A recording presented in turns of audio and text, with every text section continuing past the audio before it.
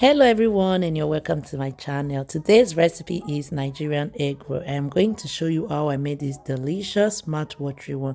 Make sure you watch this video from the start till the end. It is also a short one. All right, let's get started. So I'm going to use 3 cups of flour. I'm going to strain it. I added 1 teaspoon of salt, half teaspoon of baking powder, half teaspoon of nutmeg, and 3 tablespoons of sugar. It is very important to measure it accurate so that everything will mix properly. So I'm going to use 10 eggs. The eggs are boiling. I'm going to use 2 eggs for mixing. First of all, I'm going to mix the flour and other stuff that I put in here, mix thoroughly before adding my 4 tablespoons of butter.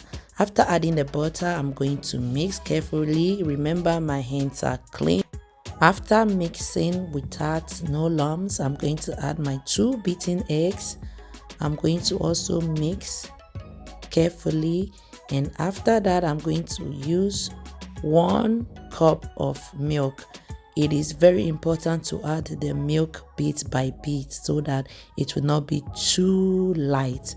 So after mixing my flour, as you can see, it is ready. So now I'm going to cover it and let it stay for like 10 to 15 minutes. I've already peeled my eggs. I'm going to keep that aside and drain the water off. After 10 to 15 minutes, this is how my flour looks like. I'm going to cut it into 10 pieces because I am going to make 10 egg rolls. So after cutting it into 10 pieces, this is how they look like. I'm going to open it like this and then dip my egg in and then cover the egg with the dough. So I'm going to make sure that I fold it carefully so that it will be smooth. It is very important to do it like this so that when frying, the egg will not pop out. I'm going to continue the next process till everything is thoroughly wrapped or folded.